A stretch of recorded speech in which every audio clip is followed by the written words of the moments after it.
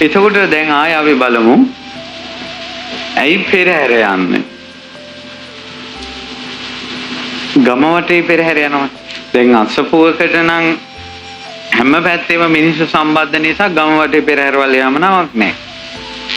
අසපුව ඉඳලා යම් දුරක ඉඳලා පාරේ ඉඳලා පෙරහැර උදේම එනවා. හේතුව අසපුව කියන එක ගමකට සීමා නොවි සෑම ප්‍රදේශයකම අය දායකයෝ නිසා. නමුත් ගම කියනකොට ගම තමයි දායකයෝ පිරිසින්නේ. ඇයි ගම වටේ පෙරහැර යන්නේ? අපේ පැතිවල අපි ඉන්න කාලේ දැන් නම් කොහමද මම දන්නේ. පාන්දර 2ට 3ට බෙර ගගා කටින සිවුර අරගෙන ගම වටේ යනවා. මට නම් මතක දවසට එක දවසක්වත් අපිට උදේ නැගිටින්නේ නැහැ. අපි පන්සලට ගිහිල්ලා තමයි වන්දේ ඉන්නේ. කම්මැලි කමට. ඊට පස්සේ මොකද උනේ මේ ඒක සිද්ධ වෙන්නේ වෙන මෙහෙමයි. කටිනේ කියලා කියන්නේ අවුරුද්දකට වතාවක් පූජා කරන චීවරයක්. ඒ කටින චීවරේ විශේෂයි. විශේෂ ස්වාමීන් වහන්සේලාට ආනිසංස 5ක් හදනවා. සිල්පද වලින් දෝෂ වෙන අවස්ථා 5ක් මඟ අරිනවා. දායකයාට තනියෙන් කටින චීවරේ පූජා කරන්න බෑ. ස්වාමීන් වහන්සේ වස්වසලා වස් කඩා ගන්න නැතුව මාස 3ම ගත කළා. වස් පවාරණය කළා. මාස 3ක සීලමය ප්‍රතිපදාවක ස්වාමීන් වහන්සේ ඉන්න ඕන චීවරේ පූජා කරගන්න. එක ආරාමයක එක කටින චීවරය. ස්වාමීන් වහන්සේලා 100ක් හිටියත් එක කටිනයයි. මිනිස්සු 1000ක් හිටියත් එක කටිනයයි. එතකොට මේ සිවුර විශේෂයිද නැද්ද? ඊළඟට තමයි මේකෙන් ලැබෙන ගිහියන්ට ලැබෙන ආනිසංස. ඒ ආනිසංස ටික මම දැන් කියනවා ඊළඟට. අන්න ඒ ආනිසංසත් මුල් කරගෙන සත්පුරුෂ මිනිස්සු ඉන්නවනේ.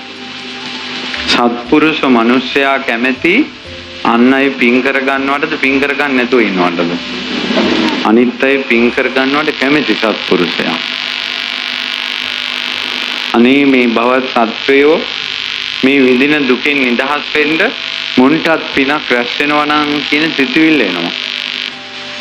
සත්පුරුෂ මිනිස්සු කල්පනා කළා මේ වාගේ උතුම් චීවර පූජාවක් අවුරුද්දකට වතාවක් එකම එකක් කරද්දී ගමේ ලෙඩෙකුට හෝ කුසදරුව අම්මා කෙනෙකුට හෝ නැගිට ගන්න බැරි ආච්චි සීයා කෙනෙකුට හෝ මේ චීවරයට අත ගහලා අනුමෝදන් වෙන එක මඟ හැරෙන්න එපා කියලා මොකද කරන්නේ?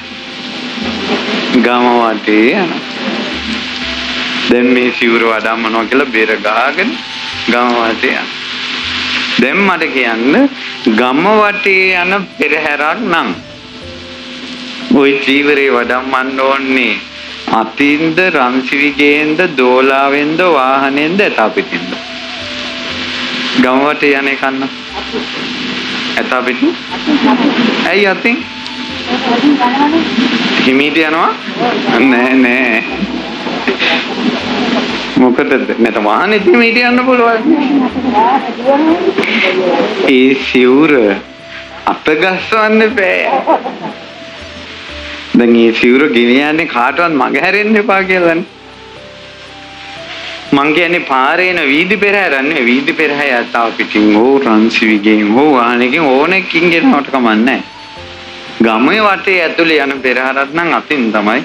මොකද ඒක ලෙඩෙක් ගාවට ගිහිල්ලා මෙන්න කටිනේ අනුමෝදන් වෙන්න කියලා සාදු කියන්න ඕන නිසා. දැන් පැහැදිලිද පෙරහැර කතාව? ඊට පස්සේ අය මොනවද දැනගන්න ඕන?